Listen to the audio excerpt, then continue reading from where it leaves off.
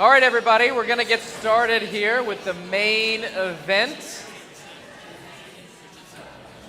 Bishop Doyle, Bishop C. Andrew Doyle, the 9th Bishop of the Diocese of Texas. We are the, I think, 4th stop on this series of town halls, which means he finally has figured out what he wants to say.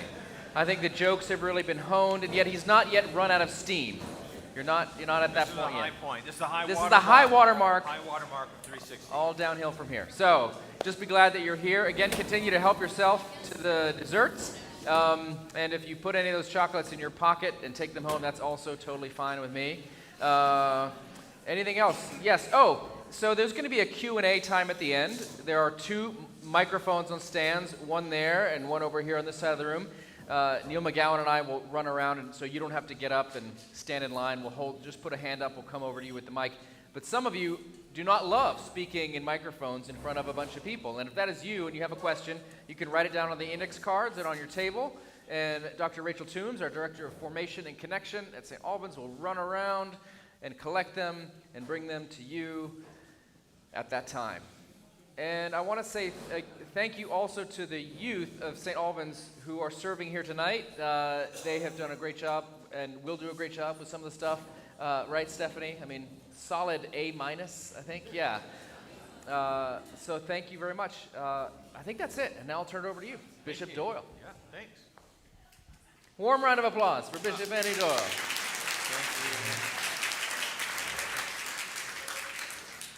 Thank you. It's good to be with you all tonight. This is, let's see where we are here. So where we're right, yeah. So this is my 5th stop. I have 2 more left. He is right. We have fine-tuned this puppy. And I'm going to go through it. There's a lot of information on the slides, okay? So we're going to now breathe in. I don't have to know everything on the slide. Say it with me. I don't have to know everything on the slide. Exactly. So there's a lot of information, and part of the reason the information's there is that the slides will be up after we're done online, so you can go and look at them and have the information, some of which I'll share, some of which is less important, but you might be curious about. And so I'll be playing live at St. Andrew's Bryan tomorrow. So, how long have we been at it? Together, we've been together working as bishop and people of the diocese for 14 years, which is very difficult to believe, actually. It doesn't seem like it's been that long. But when you consider some of the other tenures and you begin to think about what we've accomplished, I think you'll see that we've actually accomplished a whole lot together as a diocese. And it's really exciting. So the first question I'm curious about, is there anybody in here who was confirmed by Bishop Quinn? Anybody in here confirmed by Bishop Quinn? Okay, how about Bishop Hines? Anybody in here confirmed by Hines? Okay, I've got 2 Hines over here. How about Bishop Richardson? Have we got a Bishop Richardson in the house? More and more, he said. Yes, Bishop Richardson over there. How about Bishop Benitez? Ben Benitez, anybody confirmed? Bishop Benitez back there in the corner and there over there. How about Bishop Payne? Okay, good. How about Bishop Wimberly? Couple, yeah. How about Bishop Ryan? Who's been confirmed by Bishop Ryan? Okay. How about who's been confirmed by Bishop Jeff? Anybody by Bishop Hector? How many have been confirmed by me? Yeah, okay, good. It's all right, good. Well, I'm just curious. I win. So I want to... right answer. Okay, so another way to look at this is this picture.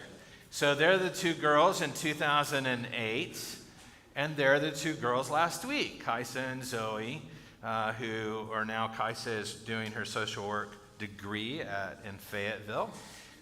With a long-term boyfriend named Cody, who's going to be a lawyer. Or I'll get him, you know. And Zoe is behind her, and she's a sophomore at Austin College, just north of Dallas. They're doing well. So. The Diocese of Texas. One of the things I think is really difficult for us is we're an amazing diocese. And it's kind of like that song, it's hard to be humble when you're perfect in every way. And the truth is, I really, and I think all of the bishops will say this is an amazing place in which we get to do ministry with you all. And you all will find out, I hope today, that you are undertaking amazing work across the diocese, and specifically in this part of the diocese as we work with you. The other thing that I think is very difficult for us to understand is the uniqueness of the Diocese of Texas. Very few dioceses are planting new churches, right? Very few dioceses still have program ministers on staff, like Stephanie, right? So the resources that we have to do the work that we do, to reach out into our communities, we just are a very unique kind of place. And yet at the same time, we want to make sure that we are being attentive to the challenges that are before us. So when I became bishop, the first thing they did was we had a kind of a list of values and mission goals, aspirational goals, if you will, that we were going to set out to do together. And so the first thing I did was this. I went around the diocese. We met with over 1,000 people, so pretty similar to what we'll do this time, and invited people to tell me. I told my story about how I came to know Jesus and that kind of spiritual journey that I had had, and then invited the people who were gathered to tell me what it means to be a diverse community. What does it mean to be one church? What does it mean to do these things? And so we've continued that. In 2014, we had a second one of these where I went around and said, okay, you said we needed to do these things, so this is what we did. And that's what this is. We're going to do this, and we'll do one more before I retire. Now, what you'll see here, let me just explain the slides. You've got the question, one of the questions at the top, our score in 2014, our score in 2020. 92% of the respondents. So we invited over 230 leaders in the diocese. People who are on vestries, people who serve on boards, people who understand the wider diocese, and some people who aren't even Episcopalian but serve on boards, to give us a look-see, how are we doing? How's our health? How's our vitality in the Diocese of Texas? And so why the 92% is that not all of the people who took it feel like they would know necessarily some of the answers to the questions because they're not Episcopalian. So you'll see that bobble between 90% and above. Knows itself, this was one of the key questions. Are we a diocese who knows who we are? And we say we are a diocese who believes that we've been given a mission by God, and that mission is one of reconciliation, and that mission is undertaken in two ways, through evangelism and service, or outreach is another term for that, and that's what we do. And so this question really is reflecting, do we as a whole understand we have a mission? And that mission isn't just a mission to put people in pews. The mission is for the transformation of people's lives, for the transformation of communities around us. And that's the mission that God intends for us. That's the mission that we want to undertake. And so you'll notice that everything went up, and this went up certainly over the last 5 years. Learning culture. Are we a diocese that's willing to fail and learn? Are we a diocese that's willing to go learn from other people, right? This is important, especially when you are a diocese that does really good work, to be able to learn from others, to risk failure, to not scapegoat those who fail. Are we able to do that? Are we able to do that together? And so again, high marks on a diocese, a sense of willingness to do that. One of the things that's really interesting about this is when I talk to bishops from other parts, Texas, this is kind of a Texas culture thing too. In Texas, you come up with an idea, and most of the time people don't tell you no. They might think you're crazy, but the next question is always, how are you going to do that? It's not, you shouldn't do that typically. And I think there's a bit of this DNA that comes through on this particular question, which is we're willing to try new things. Transforming lives. This score, again, improved. One of the interesting feedback pieces here was a lack of communication about exactly what we were doing. So people had a sense that we are making a difference in the world, but they weren't really sure how. They might know how their congregation is doing. They might not know how we do that together as a wider diocese, or know what the congregation next door is doing. So I think that was part of the feedback we heard, even though they felt like we were doing better on it. But I think that was some of the questions that we got, which just reminds us there's a lot of communication pieces that are needed here. And those were kind of the highlights. We'll show you this. Don't worry too much about all that information. This is about, these were all the questions we asked, and you'll see communications went up. It was the lowest thing when we started. So when I first went out in 2009, people did not like the communication strategy that we had. Last time I went out in 2014, half of the people said it was the best thing ever, and the other half said it was the worst thing ever. So, this time I think we scored a lot better. I think we're doing better at it. One of the pieces was an audit around communications, listening to what people all over the diocese, collective group that we put together, said, which was we'd like to hear more stories. So again, we think we're transforming lives, but how? Give me some stories of people. Let's generate some ideas within the diocese. So just an example of what we kind of do with some of this information. Coming out of 2014, another big piece was for us that we felt was really low was the support of local communities and kind of collaborating work on the behalf of the staff. And so we reorganized the staff. So this is really important data that we use in terms of trying to help the diocese with its wider work, the diocesan family with its work. And of course that one went up as well. So our aspirational goals, to be one church. We wanted to be one church when I was elected.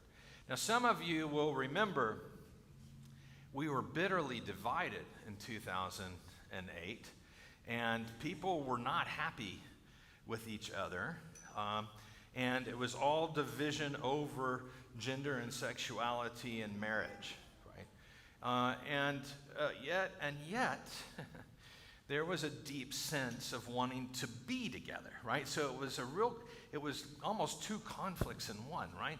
The conflict of what are we going to do because we disagree on sexuality, and then the conflict of wait a minute, but we really like each other. Well, I was in Tyler today with some old friends at lunch, and we were talking about Buck Abraham and Philip Mascalette, who used to it was just the craziest rodeo diocesan council when those two would go at it.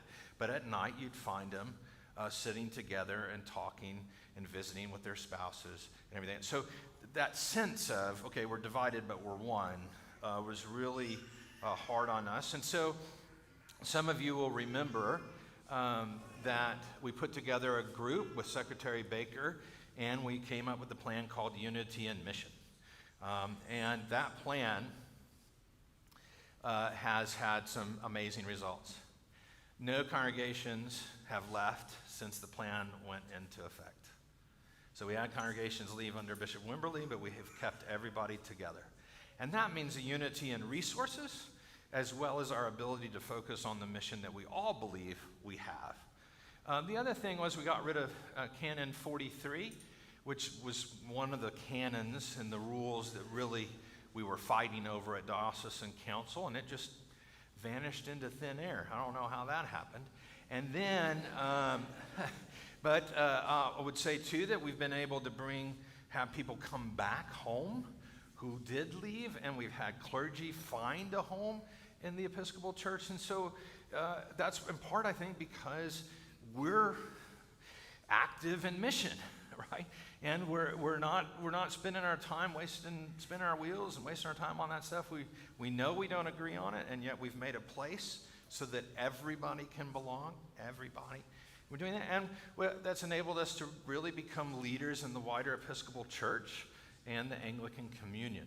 So I told Presiding Bishop Curry, I've got to give him some evidence. So he and I took this picture so you'll know that we're buds. Hey, this is look, he likes me. He said, don't ever do that to me again, Andy, afterwards. But I've got it now. This is evidence right here. But I'll give you an example of this. We are blessed with and really fortunate to have a tremendous amount of resources. And not every diocese has those resources. And sometimes a member of a diocesan staff or even a bishop and their family have a crisis. And the presiding bishop can't help.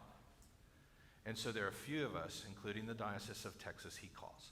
And he says, Andy, I need some help.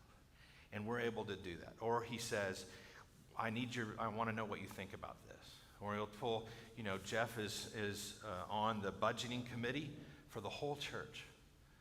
Okay, in terms of formation and leadership. We're all right. She's in the House of Bishops planning committee for what we do and how we gather. Right? So Hector's on the pension fund. I mean, that we've begun to take these places as part of the wider community. Our clergy are taking those places. Our lay people are taking those places. It's really an important part because that means we're not fighting with them either, right? So we can spend our time working on the things that we're actually passionate about. And the same with the Archbishop of Canterbury. This was one of my favorite pictures. And a month ago, they called the office and said that they have the new diocese in South Sudan.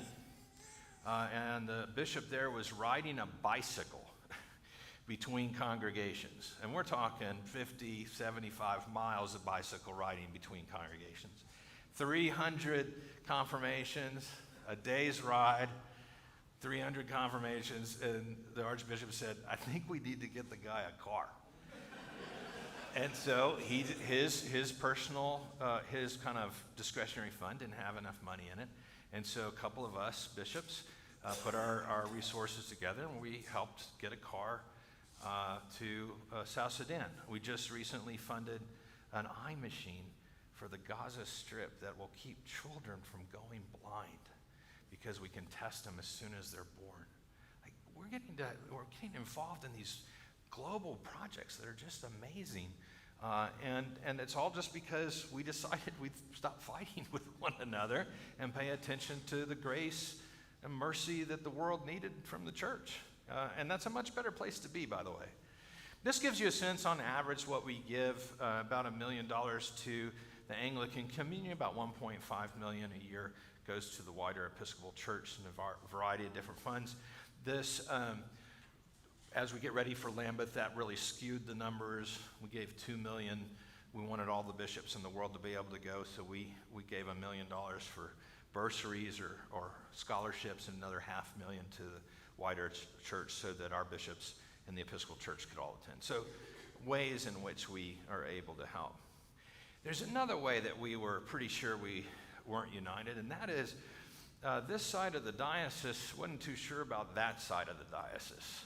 And specifically that side of the diocese and this side of the diocese was really sure they had some questions about the one down south in Houston.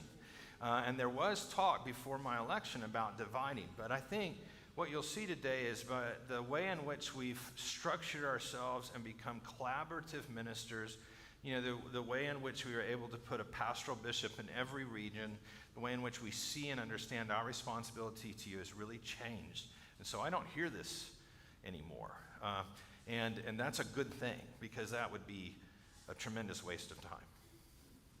To be more diverse, at the time in which I started, we had less than 8% women clergy, less than 1% people of color serving as clergy.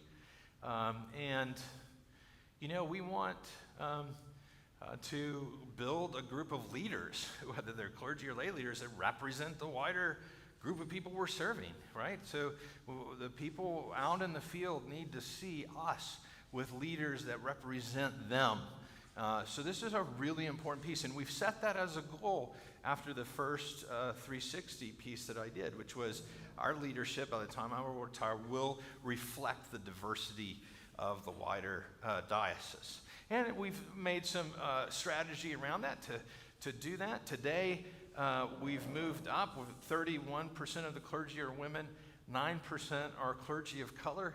We got over 40%, and then some people retired and moved. So that number fluctuates, but we're ordaining about 50 and 50, according to the church pension fund. So I think that's going to level out in time. The rest of the church has less than 4% of people of color serving. So while we are ahead of that, we don't quite represent what the rest of our area looks like. So we still are working on that, which is important. But this gives you a sense of the clergy transitions and everything else that's been going on in that area. We also look at leadership. We had 45 people studying for ministry join us in January at Camp Allen for a conference where they all met each other, and we shared some of the nature of the Episcopal Church. It was a fantastic conference. We have to increase both the ministers who are ordained and the ministers who are not ordained in our church. And so we have a lay track that you can become a licensed preacher, a licensed catechist or teacher, a lay evangelist. There are lots of ways in which you can participate and support the rectors, and we're hoping to continue to build that group. But leadership is a huge part of this, as well as having a diverse leadership across the lay order. Now, we want to be younger. That's what it says. It says to be younger. I was like, I'm plenty young. I don't see what the problem was. But now, after 14 years, I'm like, we need to be younger. But then as soon as we started talking about it, people were like, well, what about all the old people? You know, so, well, that wasn't part of the thing. You didn't say that. So, and we've done some amazing work there. We've have grants now to do seniors ministry and all kinds of things that you can do in your own church, where you can specialize or figure out ways to bring older folks together. But this younger thing's a big deal, and I have heard it in every place where I've been so far, just that continuing desire to have young people in our churches, to pass on our churches to others. And I think that's a real hope. The truth is, at that time, we were decreasing youth programs and canceling things right and left. And thanks to Stephanie over the last few years and other team members, we've grown. We did have to cancel midwinter, but we're rethinking that. And just really so grateful for the work that we've been able to do, as well as provide coaching and collaboration at the local level so that people in the congregations who are doing ministry with young adults don't feel so alone. Another big piece of this, though, was campus mission, and we had decreased.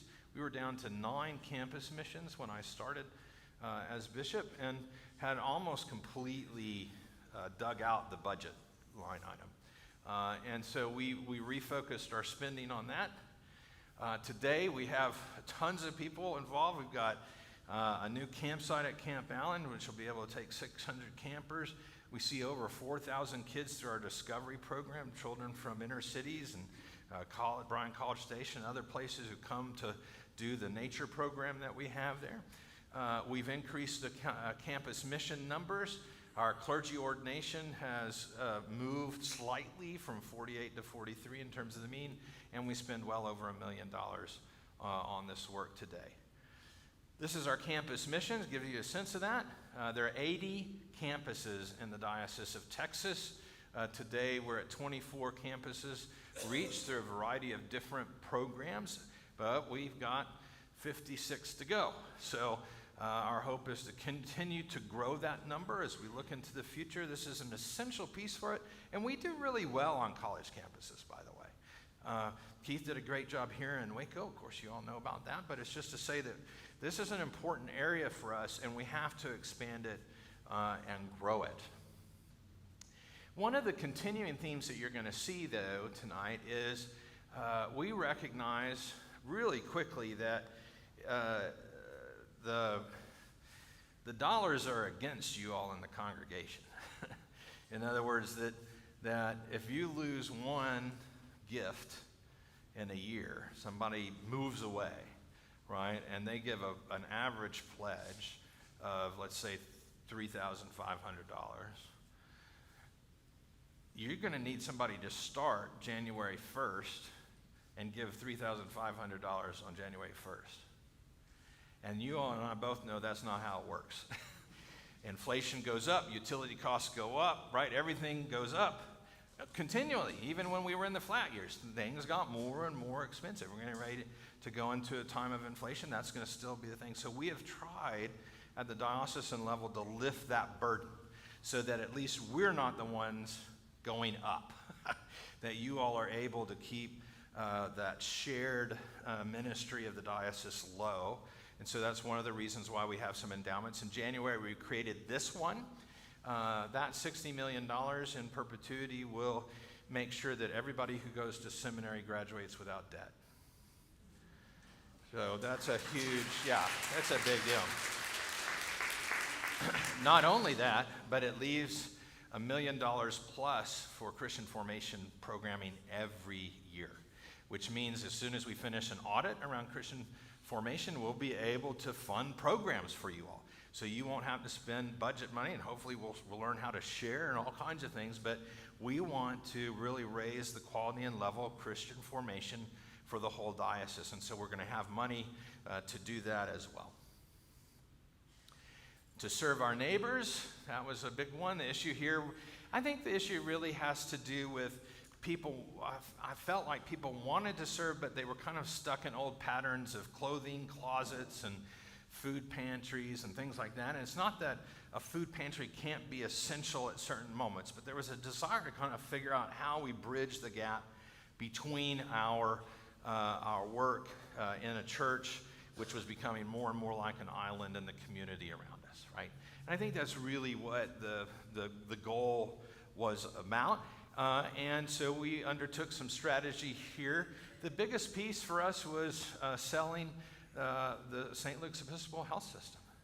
Despite the fact that 5 other bishops had tried it, we were able to pull that off, in large part due to the negotiating skills of the team that we had and Bishop Harrison, who believed in the potential of our future if we could make this happen. And so that created the ability for us to expand how we think about doing this work.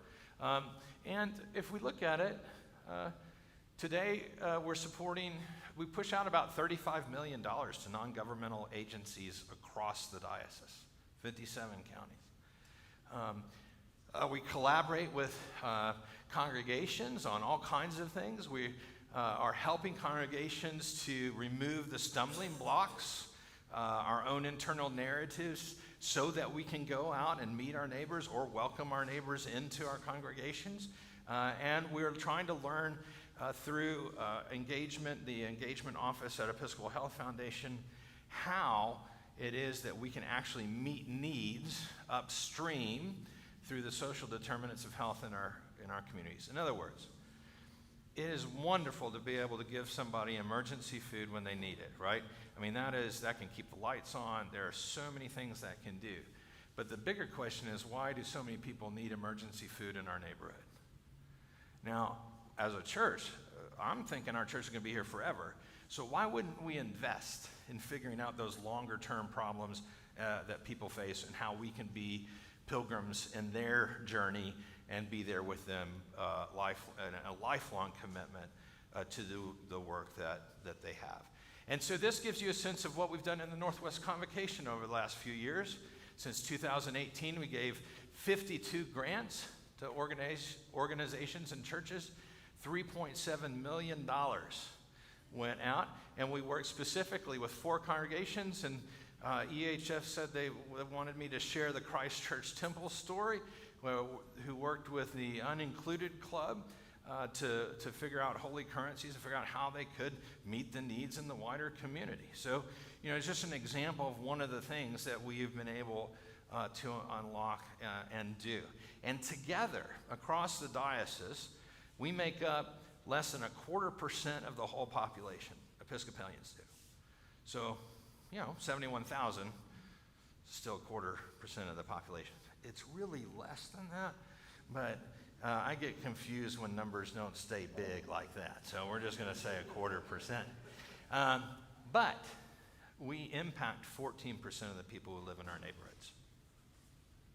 So you all here in the Northwest Convocation impact 14% of the population through your ministries, big and small. Here's the other thing.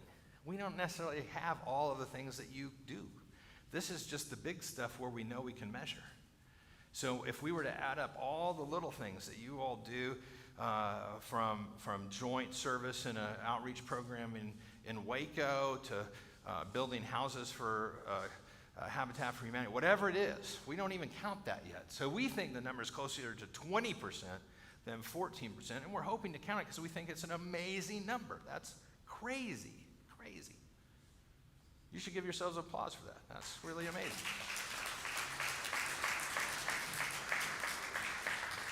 Help us to grow.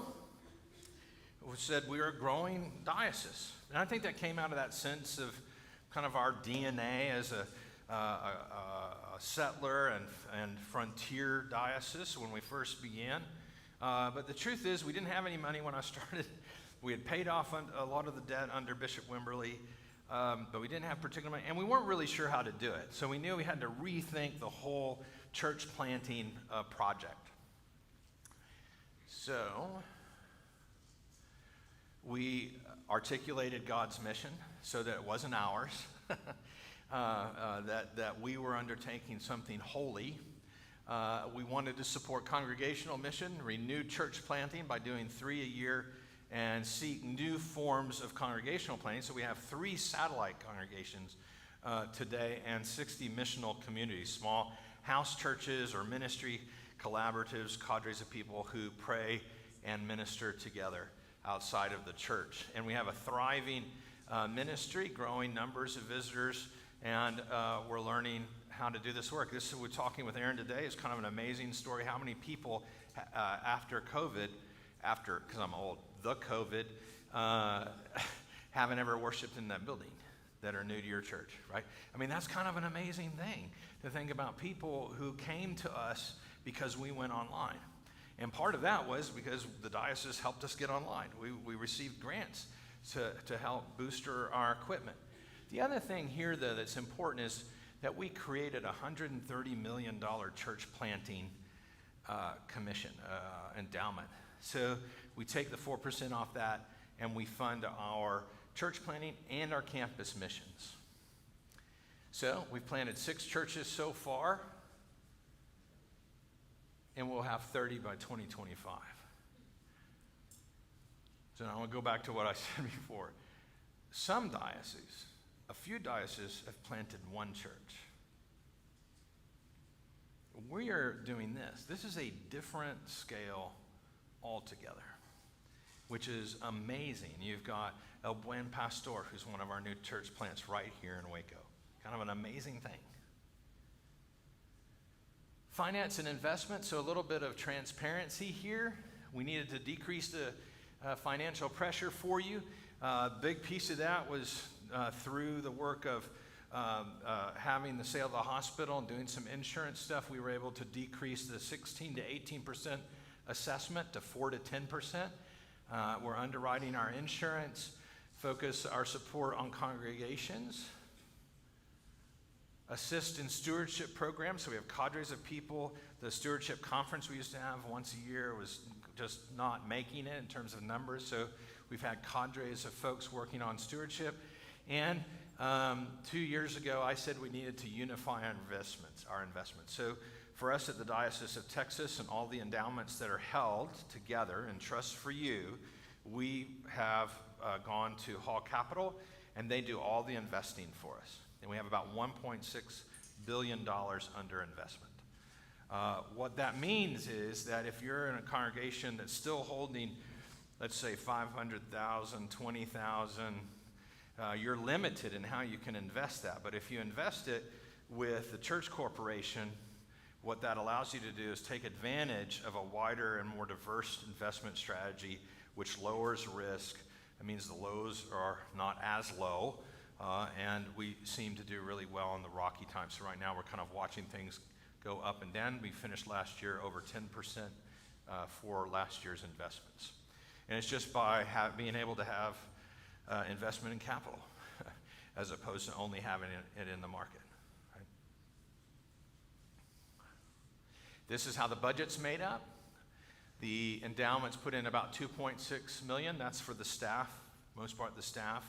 A little bit of their responsibility for the facility itself. And then the parish has put in $7.1 million. And that helps with the canonical communication, administration, etc. $7.1 million, but the foundations now give out $9 million a year to congregations.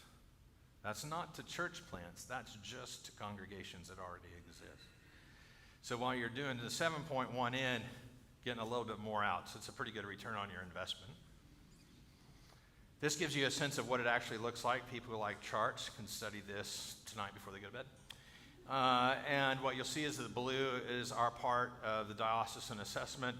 And basically, this is meant to show you, I'm told by people who know fancy numbers, that your income as a parish, aggregated income, is all going up.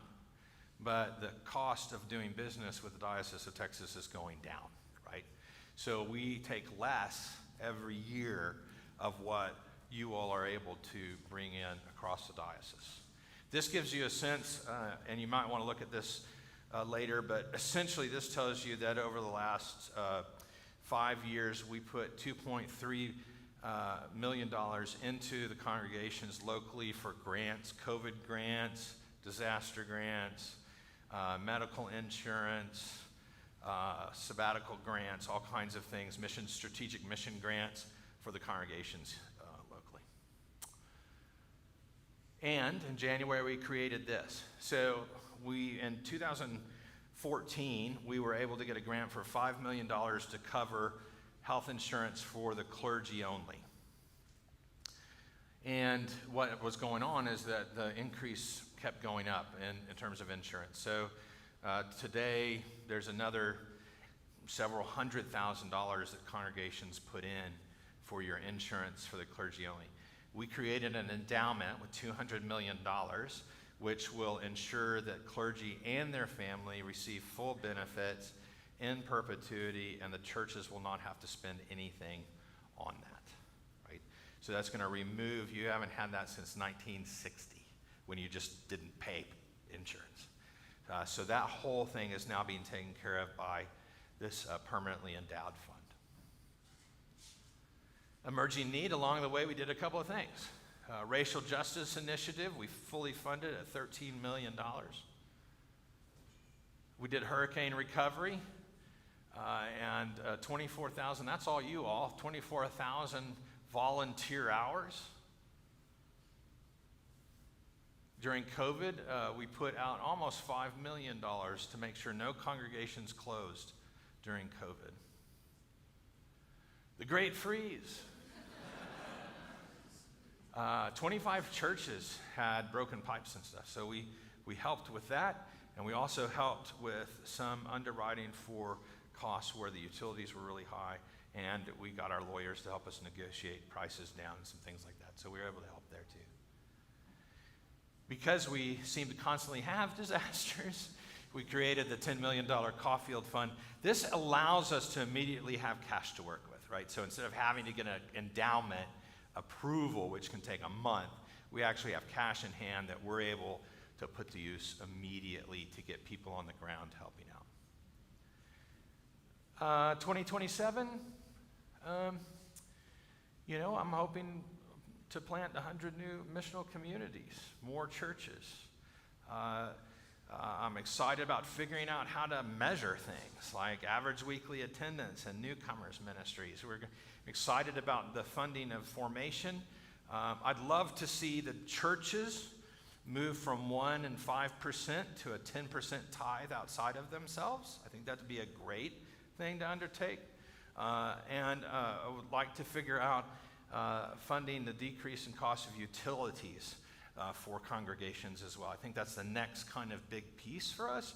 And under the heading of creation care, I think we can take advantage of new tech that actually we could give grants for and actually help you drive down the cost of doing business, as well as improving the environment, right? Like, I don't know what you want to do it for. You can do it for money.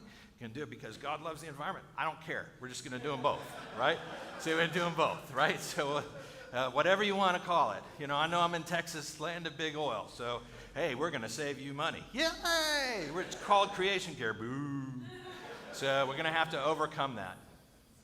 So this is what we've done over the last 14 years. It's been an amazing run, and I'm excited for the next 10, which is kind of hard to believe, but it's been a really good season, and I love working with you, and I love going. I've reached a point now where I go to a parish, and I get to see Tim and Pam and Jenny and Bob, and I had to catch up with Bob about squirrels in the Jacksonville church attic, yesterday. Are they there? He said, no. And I said, I think I need to put that on the things we accomplished in the last 5 years, because they've just been there forever. He said, I got rid of the bats too. Oh, that's another one. We just put that on there. So I just want to tell you how grateful I am for your ministry and your time, the fact that you came out on a weeknight to listen to all this and take interest and pride in the Diocese of Texas, and just appreciate you so much. So I'll open it up. Questions, things you all want to talk about.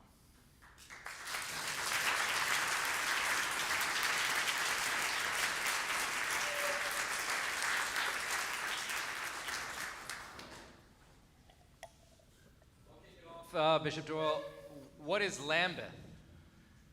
What is Lambeth? Yeah, we have a lot of people here, at least new Episcopalians that might not know what it is. So, a long time ago, many moons ago, there was a bishop named Colenso, and he was serving in Africa. And despite the fact that we think we can know everything very quickly, everybody found out about Colenso and his radical theology. And so there was a big fight about Colenso's theology, which today actually everybody would agree with. But that's okay, that's not what happens, in history. So Colenso was this bad person, and so people wanted to get together and fight.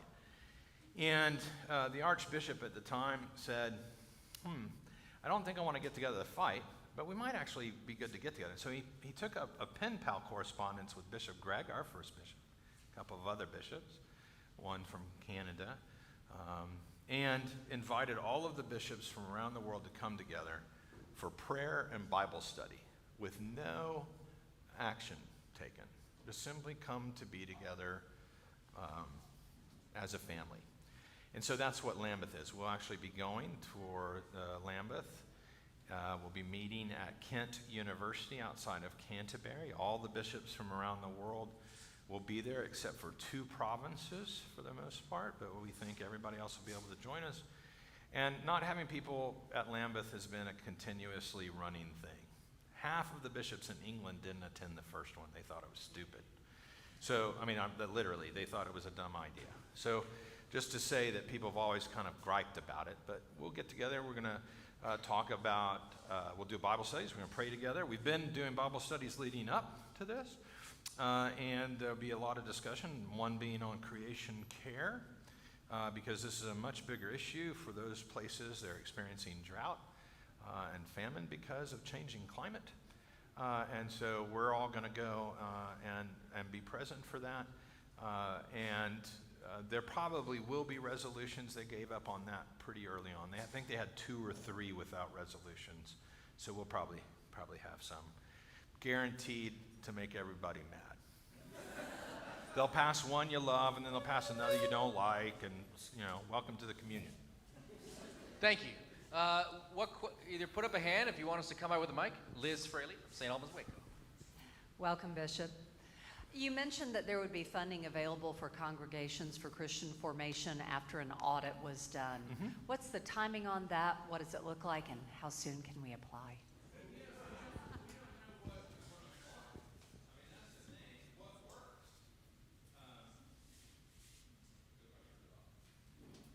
Sorry. We don't really know what works. I mean, everybody's doing so many different things. We'd like to find out what's out there, what seems to be promising. A big piece of this, though, for me, is we're not actually forming Episcopalians or Anglicans. We're kind of forming general practitioners of Christianity. So I'm not going to be interested in general things. I would like us to actually dig deep, and let's do the formation that's required if we expect to be around in 100 years, which actually means sharing the good news of the Anglican Communion and the Episcopal Church and how God in Christ Jesus is revealed through our Trinitarian life lived out together. And I think that a lot of young people talk to me about being tired of fun youth games, blah, blah, blah, and they actually want to do Bible studies and talk about the war in Ukraine and all the things that they face in school. And they are much more mature than I was at that age.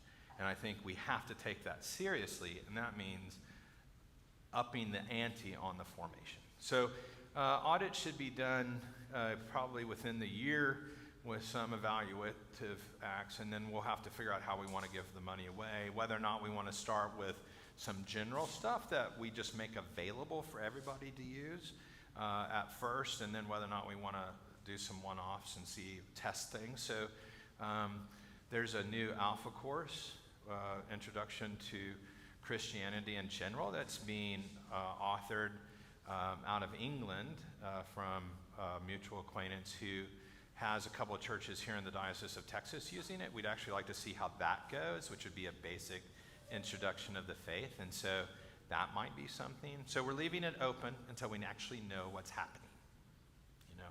But I think, I love the book studies. I think we should do book studies and Bible studies and all that kind of stuff. But you know, if you've just taught people a general blah about what we are as a church, then why would you ever expect that they're going to want to come back?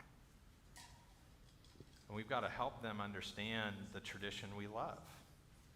They may or may not love it, but right now we're not even helping to do that, you know. And I think it's happening earlier too. That's the other thing, right? So I actually think it's interesting. We moved confirmation up, but I actually think the maturity level is much higher, lower, and that people are more, young adults and the younger teens are more serious about asking questions. And so I would actually like to see us move down instead of up. And I think we would navigate high school better.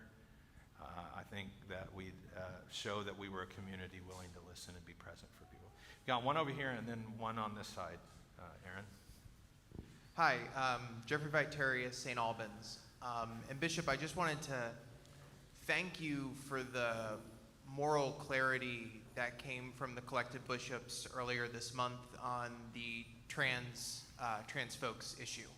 I've heard from a lot of people that brought a lot of hope to people who are experiencing a lot of hopelessness right now with what's going on. So I just wanted to thank you for that. Mm-hmm. And then I wanted to ask if the diocesan had any discussions around queer outreach or specifically trans outreach, especially given the focus on healthcare and health as an important part of the diocesan mission, if there was any discussions around those kinds of issues on that level. We work with organizations that do health care for everybody. So we do not limit. In fact, we have actually cut off funding for groups that we're not willing to accept everybody as clients. So all of that $35 million goes to open door clinics that are willing to receive everybody. And that's just been a standard since we began. It was part of the St. Luke's Hospital standard, and so we've just been clear about that. We have been discussing how to do particular ministry for LGBTQ young adults. We kind of have some adult stuff, but most folks will find congregations they feel like they can be a part of. I think a bigger piece is how can we make some space where everybody can feel and we can learn. So there's a big learning component for the diocese here. So we just finished a small group study around that, and then I just haven't got anything back yet, but literally this last week, letters were sent out that I drafted to invite people to share what they learned around that work. So we're hoping to continue together. Let me just say something really quick about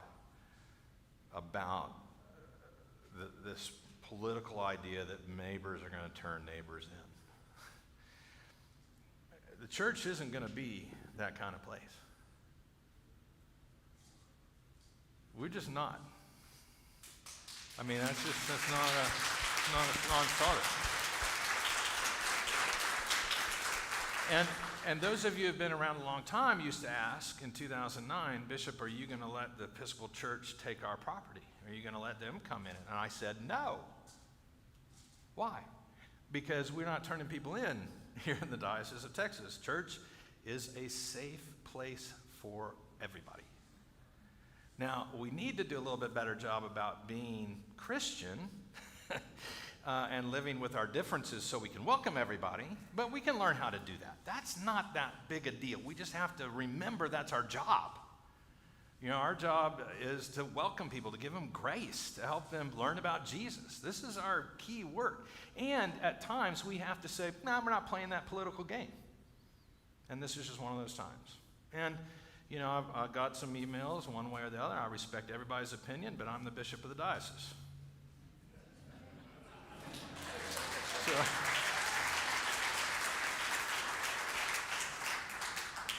you know, got my friends out there, and one of them came up the other day. Oh, Andy, there's a little lady. We love you. Don't agree with anything you say. I love you. So, you know, that's win-win on my part. Win-win. And I think what people have learned from me is I'm going to shoot pretty straight. I'm willing to sit down and talk to anybody. But sometimes the bishop's just got to be a bishop. And you all have given me that capacity. And you've known there have been times of, some of us were talking about COVID earlier. You gave me the right to be your bishop. I had to make tough calls I never thought I'd be making. But we did it, and here we are.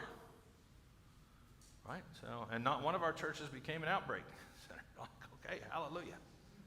Because I don't know about you, but we lost a lot of, I don't know how many people you lost here in Waco. I know there were a couple of high points where it was bad. People in the hallways dying. This was bad in Waco. It was bad. So I know you've experienced loss in a lot of different ways, but in the diocese, we really experienced loss. You know, so I had to do what I had to do. Great. There's a question right here. Yes, thanks. Brian Gamble from St. Albans. And speaking of being bishop, so my understanding is there are 4 bishops in the diocese. There are. And I think Neil and Aaron have tried to explain this to me. Can you explain that arrangement a little bit, how that works? And is that an innovation of the diocese? And should we call you super bishop? Yes. You can call me TM, the Metropolitan.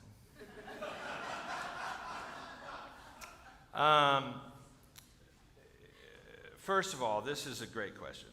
And it's right up there next to the question I got a couple of nights ago, which is, why do you wear different colors? Right? So that's the right color. That blue-purple is the right color. And I don't actually know whether they agree with me or not, but I said that's the right color. And when those are dirty, we wear the red-purple. So this is why I'm wearing black. You can only have 2 suffragan bishops assist you.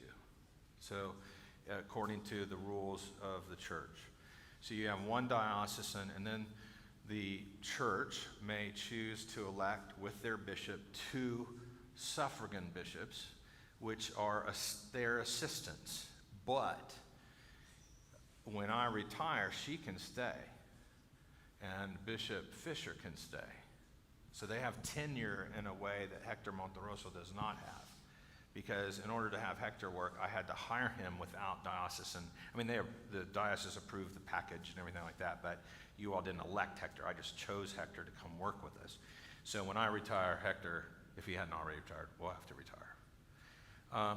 what's unique about us, and I think this is, I'm going to ask Kay to talk about this, but I would say that what's really unique is the regional authority that we've given.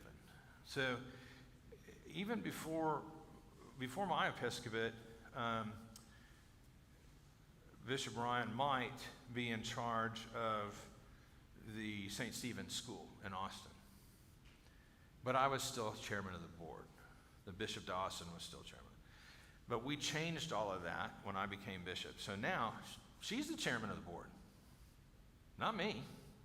And it cut out all this triangulation and everything. And each suffragan now has kind of a package of things that they help to oversee in the diocese. So you have real powerful suffragan and assisting bishops who have real work to do other than going and visiting congregations, and they have real pastoring, and we work hard at it. I don't know, Kay, do you want to add anything to that, or? Yeah. So, I mean, does that help? Yeah. So another piece of it is they will go to their churches and visit. So you're going to see Bishop Ryan more than you see me. I have to go to all the churches and campus missions. So it takes me time to go to all of them. So I was at St. Martin's on Saturday, Incarnation on Sunday. I'll be at St. Michael's in Austin again on this coming Sunday, St. Matthew's the next Sunday, and then I'm in a small church down south of town in Lamarck on the Sunday following. So I go to all of them, all over. So, yeah. Is that a system that other dioceses have? No. Other dioceses have suffragans, a couple of them, not many, and they don't have the power or authority. I mean, that's a big difference. Other questions? Over there. You got one? This is a little more random, but I have an ear for accents, and so if you're not from Pennsylvania, then I'll leave and cry at home. That's right. Like your accent. I'm not from Pennsylvania. Okay, well then But don't leave and cry and go home. That'd make me sad. Are you from the East Coast? No. Really? No. You have a very strong, like, Philadelphia, Get out. so hoogies. That's like, because Joanne. Joanne says before I leave the house for my travels, she says, "Now remember, no foghorn leghorn." So I can't do the foghorn leghorn. Bishop, somebody before they left asked me about, so she had a question, didn't get to ask it, and I told her I'll ask and report back to her.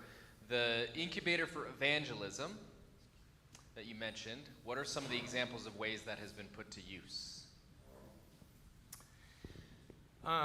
Well, I mean, the missional communities are the primary way in which we're doing the training and getting people out of their, is that what you're talking about?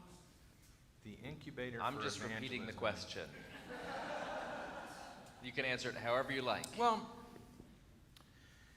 we have to, the piece that became very clear for us was that people weren't necessarily choosing to come to the Episcopal Church. So sometimes you might have some good visitors numbers, but sometimes you weren't. And so what we realized was that we were becoming these inward-focused communities. So a lot of everything I shared is about breaking that open. Who are your neighbors? I mean, go out and find your neighbors. Let's figure out how to do that. But the other piece was to really practice evangelism, invite people to church. And so that invite, welcome, connect piece is really an important part of our overall training. Though, as Episcopalian, I have to say that we still suffer on the invite.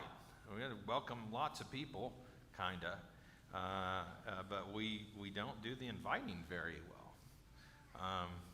So we need to keep working on that piece. And then I think the missional community piece is also really important because that enables us to go out, and people are much more likely to come to a small group in a neighborhood for something as a first step into the church. Now, online is another doorway, right? So continuing online worship, even though it's hard to do, it's really important because if I'm going to choose it, I guarantee there's going to come a day when I have to choose a church. I'm going to listen to sermons. I'm going to watch their worship online before I step in there. So, it gives people who've never been to church before an opportunity to kind of see how church goes and what happens and what do they do. And remember, most people, 40-something% in this convocation don't go to church. They didn't wake up on Sunday thinking, I'm not going to go to church today. They just didn't go to church. They walked the dog, read the paper, watched TikTok, whatever they did, right? I mean, they just did some stuff. And church wasn't on the menu for most of them. So we have to break open that barrier somehow, and that's to go be where people are.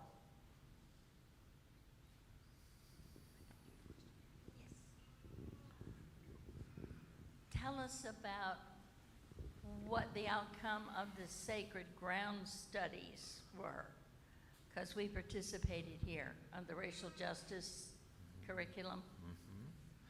Well, that work continues. One of the big pieces is it's a stair-step process.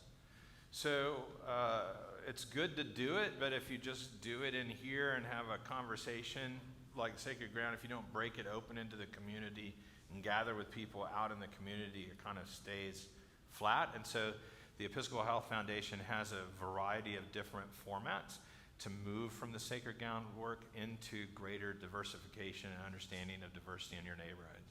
And so they can actually help you with that. Yeah. And they do, and we just had an In Common meeting at Camp Allen where that was a sharing of what people were learning and how to do this work. It was all part of a whole weekend where people came together and did some of that. So we continue to do it, but part of what happens, I think, is that there's so much transition in the church that somebody will get really excited about something, or we might have a lot of marches and people think that's important all of a sudden, and so they'll go out and do it, but then it kind of gets stymied between we love to read books and learn things. It's really harder for us to go out and do things. And so part of what the Episcopal Health Foundation does is help us figure out how to do things, because I don't know how to do that. We need people to help. But miracles have happened in this diocese. Hearn, Texas is a great example of that. Small congregation that got outside of itself, stopped fistfights at their council meeting, city council meeting, and put on a giant citywide fair with the officials in town, raised $100,000+ for a community center, and it's a community of 15 people. And they know the public housing tenants and everything else. So there are lots of ways to figure it out, but it took them working with somebody to do that. You can't just do it. You need help. Yeah. Bishop Doyle, I've got a question here for you. Could you share a recent experience of God's grace?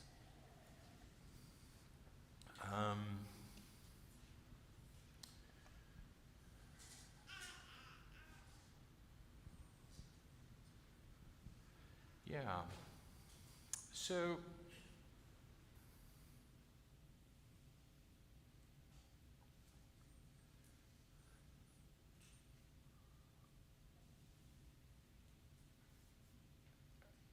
I'll give you, there are lots, and some of them I can't tell you because they're not public. But I'll give you an example on topic.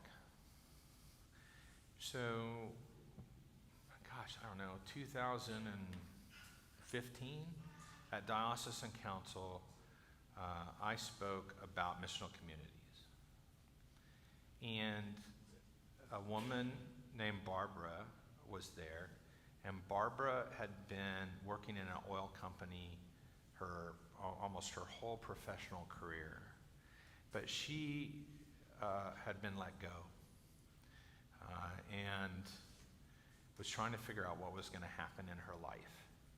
And she heard that God had empowered her through the things I said to go out and do something, and that she heard that she already had the gift to do it.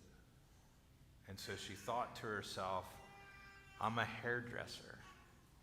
So she started packing up her hairdressing things and driving to homeless places and cutting people's hair. And then she got some people to buy her a camper. And so then she and 3 other hair people, because she started raising money, started to go around and cut homeless people's hair. And then they started cutting hair in nursing home communities and doing people's hair. And they just got permission for a new van. Now, all I was doing was trying to speak some truth about the need for evangelism in the diocese. But that God worked through, and through Barbara, and to listen to the stories, which you can do online, of the people with tears in their eyes about getting their hair cut. That's grace. And part of it is you don't know. I didn't know I was talking to Barbara because I wasn't. I was talking to the diocese. But God talked through Barbara and convinced her to go run off and do a crazy thing. There's a church, St. Francis, and one more. And then I'll take one last question. Be good stewards of our time. Okay, so one last question after this one. But St. Francis Tyler, Mitch Tollett's the rector. And Mitch is a pretty traditional guy. He was at Christ Church Temple. He's a pretty traditional guy.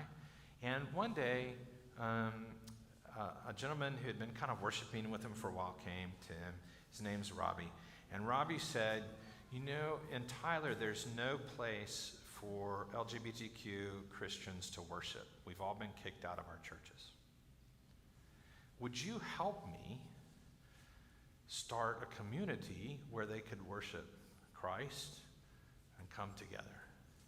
And Mitch called me, he said, oh, Bishop, I don't know what I'm supposed to do. I'm a traditional person. I don't even think this is right.